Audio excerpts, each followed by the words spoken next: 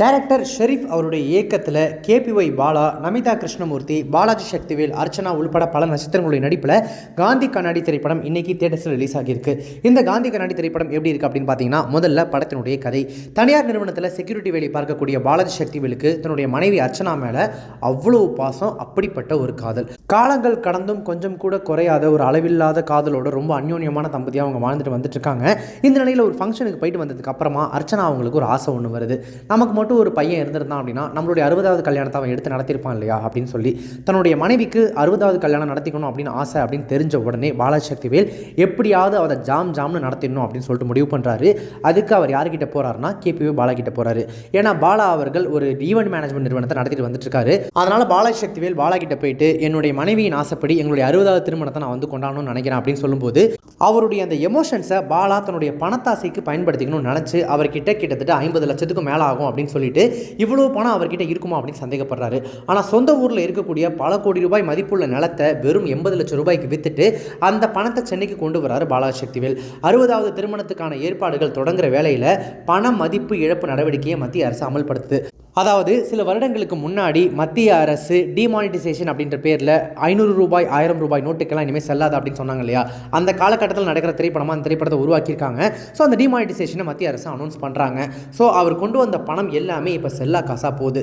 அதுக்கப்புறம் என்ன பண்ணுறது, அவருடைய 60வது திருமணத்தை அவர் எப்படி நடத்தினார், தடைகளை மீறி பாலாஜி சக்திவேல் அர்ச்சனா அவங்களுடைய 60வது திருமணம் நடந்ததா, பணத்தாசை பிடித்த பாலா அந்த பணத்தாசை விட்டுட்டு இவங்களுடைய திருமணத்தை நடத்தி வச்சாரா, இவங்களுக்குள்ள நடக்கக்கூடிய விஷயங்கள் என்ன, இதுக்கெல்லாம் பதில் சொல்கிற திரைப்படம் தான் இந்த காந்தி கண்ணாடி. 60வது திருமணத்தை நடத்த ஆசைப்படும் பாலாஜி சக்திவேல், அதை நடத்தி வைக்க முயற்சிக்கும் பாலா என 2 ஹீரோ சப்ஜெக்ட் படம் தான் காந்தி கண்ணாடி படத்தினுடைய கரு. காந்தி என்பது பாலாஜி சக்திவேலினுடைய கேரக்டர் பேருக்கும் கண்ணாடிக்கும் என்ன அர்த்தம் அப்படின்றத படத்தினுடைய கடைசியில் சொல்லியிருக்காங்க. படத்தில் நடிச்சிருக்கக்கூடிய நடிகர்கள் எப்படி நடிச்சிருக்காங்க அப்படின்னு பார்த்தீங்கன்னா, மனைவி சமைத்து கொடுக்கக்கூடிய ஒரு சாதாரண லெமன் சாதம், தயிர் சாதம், புளி சாதத்தை கூட அளவுக்கு அதிகமாக புகழ்ந்து தள்ளி மனைவி 60 வயசுலையும் அப்படி காதலிக்கிற பாசத்தால் பொங்குகிற கேரக்டரில் ரொம்ப சிறப்பாக நடிச்சிருக்காரு இயக்குனர் பாலாஜி சக்திவேல். அவர் இயக்குனராக இருந்து இப்போ நடிகராக மாதிரி சில படங்கள் நடிச்சிட்டு வந்துட்டு இருக்காரு. அவருடைய நடிப்பின் கிட்டத்தட்ட பெஸ்ட் அப்படின்னு சொல்லிட்டு இந்த காந்தி கண்ணாடி திரைப்படத்தை சொல்லலாம்.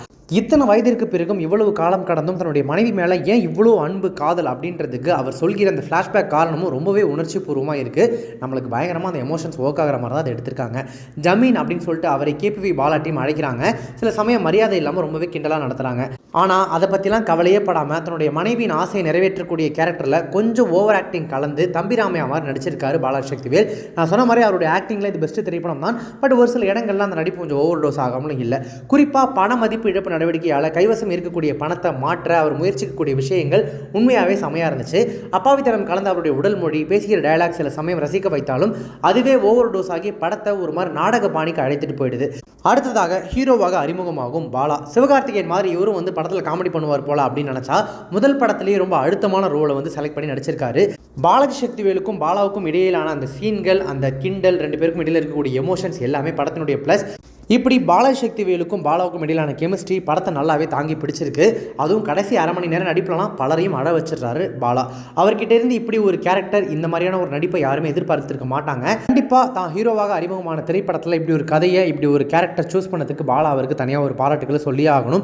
பட் முதல் திரைப்படம் அப்படின்றதுனால காமெடி பண்ணுறதுலையா இருக்கட்டும், கவுண்டர் கொடுக்கறதுலையா இருக்கட்டும், நடனத்திலையா இருக்கட்டும், அல்லது நடிக்கிறதுலையா இருக்கட்டும், எல்லாத்துலேயுமே முயற்சி பண்ணி தன்னால் முடிஞ்ச ஒரு பெஸ்ட்டை கொடுத்துருக்காரு.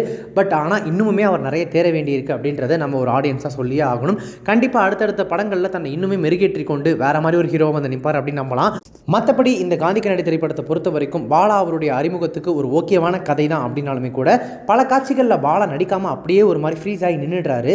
அந்த இடத்துல கூட எமோஷன்ஸில் ஏதாவது ஸ்கோர் பண்ணலாம் அப்படின்றதெல்லாம் அனுபவ ரீதியாக அங்கே இருக்கிறவங்க யாராவது சொல்லி கொடுத்துருக்கலாம். சொல்லி கொடுக்கலையா அல்லது அந்த கேரக்டர் ரிஃப்ளெக்ட் பண்ணுறதுக்காக அது வேணும்னு தான் வச்சுருந்தாங்களா அப்படின்றது கூட தெரியல.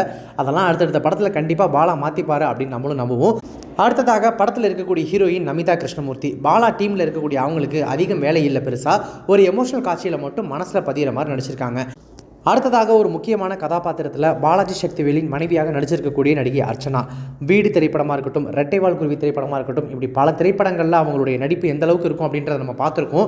அவங்க நடிப்பை பற்றி சொல்லவே வேணாம். அதுவும் அந்த சோகமான கிளைமேக்ஸ் காட்சியில் பின்னி படல் எடுத்திருக்காங்க நடிப்பில். அதையுமே ஓவர் ஆக்டிங் மீட்டரில் நடிக்க வச்சிருக்காரு இயக்குனர். பல இடங்களில் நடிப்பில் செயற்கைத்தனம், பல சீன்களில் சினிமாத்தனமாக இருக்கிறதும், நடிகர்கள்கிட்ட ஓவர் ஆக்டிங்கும் படத்தை நம்ம கிட்ட தனிமைப்படுத்துது.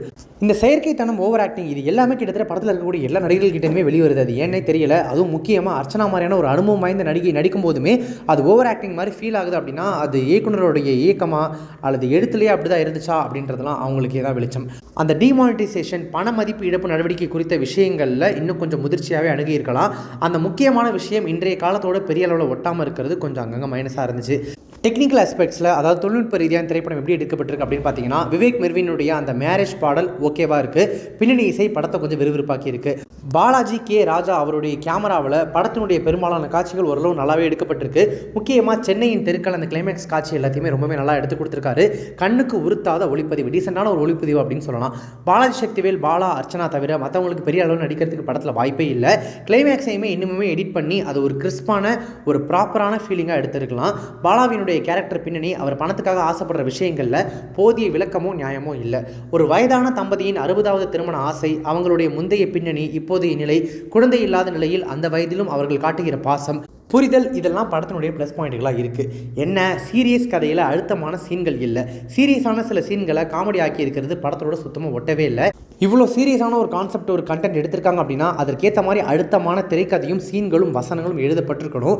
அது ப்ராப்பராக இல்லாததுனாலேயே இந்த திரைப்படம் ஏற்படுத்த வேண்டிய தாக்கத்தை முறையாக ஏற்படுத்தலை அப்படின்றது ஆடியன்ஸினுடைய பாயிண்ட் ஆஃப் வியூலேருந்து இருக்குது. படத்தினுடைய அந்த கிளைமேக்ஸ் காட்சி மனசில் நிற்கிற மாதிரி பண்ணியிருக்காங்க. ஆனால் அதுக்கு முன்னாடி வரக்கூடிய சில சீன்கள்லாம் கண்டிப்பாக போர் அடிக்கிற மாதிரி தான் ஃபீல் ஆகுது. நிஜத்தில் யாரெல்லாம் கஷ்டப்படுறாங்கன்னு தேடி தேடி போய் பார்த்து ஹெல்ப் பண்ணக்கூடிய பாலா அவர்கள் படத்துலையுமே கிட்டத்தட்ட இந்த கேரக்டர் ரிஃப்ளெக்ட் பண்ணுற மாதிரியான ஒரு கதையை தான் சூஸ் பண்ணியிருக்காரு.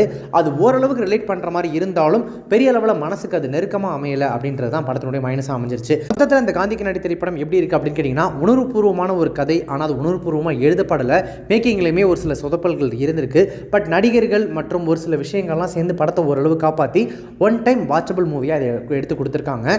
படத்தில் ஒரு சில இடங்கள் உங்களுக்கு போர் அடிக்கிற மாதிரியோ இல்லை நான் சொன்ன மாதிரி ஓவர் ஆக்டிங் அல்லது ரொம்ப செயற்கைத்தனமாக ஃபீல் ஆனாலும் கூட ஓவரால் பார்க்கும்போது பெரிய அளவில் உறுத்தாமல் ஓகேப்பா டீசெண்டான ஒரு படம் அப்படின்ற அளவில் தான் இந்த காந்தி கண்ணாடி திரைப்படம் இப்போ இருக்குது. விஜய் டிவியின் வழியாக ரசிகர்கள் மத்தியில் பிரபலமான கேபிவி பாலா அவர்கள் இப்போ பாலாவாக ஹீரோவாகி இப்போ சினிமாவில் அறிமுகமாகியிருக்காரு. அவர் ஏற்கனவே வெளில ஒரு நல்ல இமேஜ் இருக்குது. பெரும்பாலும் அவருடைய வீடியோக்களில் கீழே கமெண்ட்ஸில் போய் பார்த்தீங்கன்னா, அந்த நல்ல மனுஷனுக்காகவே இந்த படம் ஓடணும், கண்டிப்பாக அவருக்காக நான் போய் பார்ப்பேன் அப்படின்னு சொல்லி ஒரு செம்ம சப்போர்ட்டை மக்கள் மத்தியில் சம்பாதிச்சு வச்சிருக்காரு.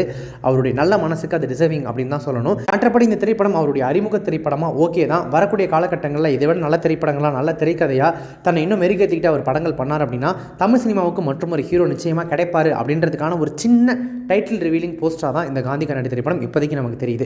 மற்றபடி ஃபேமிலியாக போய் பார்க்குற அளவுக்கு தான் படம் இருக்குது. படத்தில் அந்த மாதிரியான வல்கராவோ இல்லை வயலண்டாவோ எந்த காட்சிகளுமே இல்லை. இந்த காந்தி கண்ணாடி திரைப்படத்தை நீங்கள் பார்த்துட்டீங்க அப்படின்னா படத்தை பார்த்து உங்களுடைய கருத்துக்கள் என்ன, ரிவ்யூ என்ன அப்படின்றத கமெண்ட்ஸில் மென்ஷன் பண்ணுங்கள். இப்போ இந்த ரிவ்யூ உங்களுக்கு ரொம்ப பிடிச்சிருந்துச்சு அப்படின்னா லைக் பண்ணுங்கள், ஷேர் பண்ணுங்கள். நம்ம சேனலை இது வரைக்கும் சப்ஸ்கிரைப் பண்ணாதவங்க யாராவது வீடியோ பார்த்துட்டீங்க அப்படின்னா மறக்காம உடனே இப்போவே நம்ம சேனலுக்கு சப்ஸ்கிரைப் பண்ணிவிட்டு பக்கத்தில் நோட்டிஃபிகேஷன் பெல் பண்ணி மறக்காம டிங் நினைத்துருங்க.